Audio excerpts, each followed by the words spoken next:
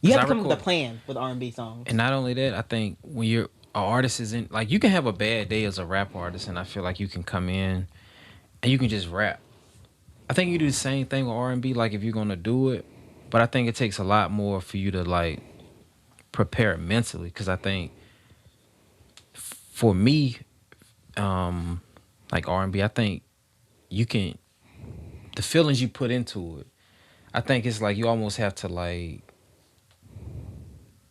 I think with like I don't know, I've never rapped, but it just seems like with rap you can just get on the mic and you can just rap.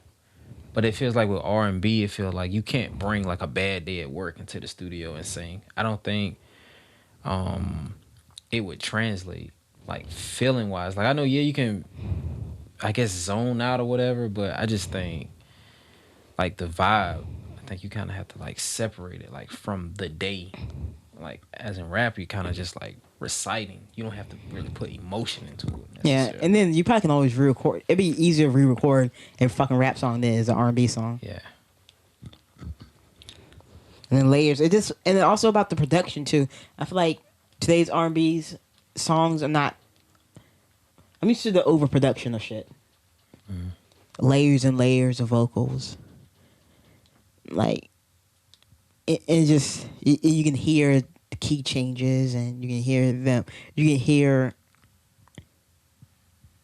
I feel like everything wasn't melodyne to make false choruses. Like people go. I feel like R&B now. They come into the studio. They do maybe 1 or 2 takes, and then you have to make something huge from what you have.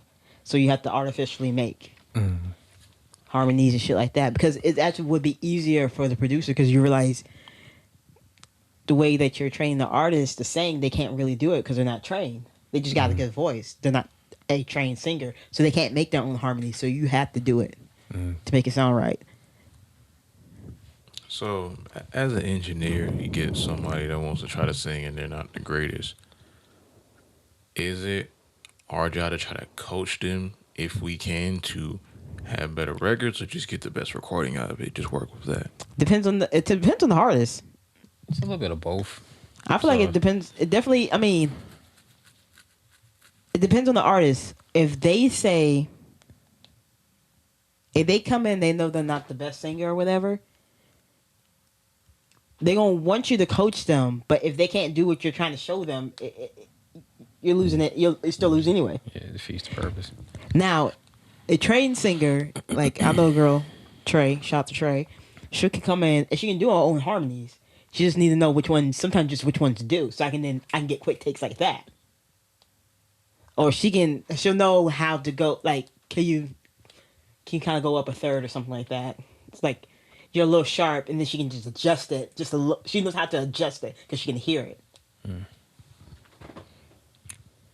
So, as a new and upcoming engineer, how do you get better at telling people when to do stuff like that? Is it just gotta listen? You have more? You just have to do it sometimes. Sometimes it's gonna be so fucking embarrassing. Yeah. I did it one time in front of him, I think. Like I was trying to tell BX try to be sexy. I said her moan didn't sound authentic, and then I did the actual moan like I wanted her to do. I knew it came out perfect, but it was very inappropriate. Like it was one of those porn moans that I should have had done in front of him, but it was already too late. I just did it. I said, "Sorry, I forgot you were there." Because I was trying to get the point across. Because I know she can do it.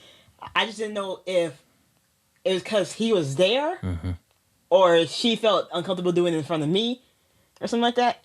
Because honestly, I don't give a shit. I need the best of the best. If you gonna fucking moan, you gonna moan in that fucking mic. You gonna make that shit sound good.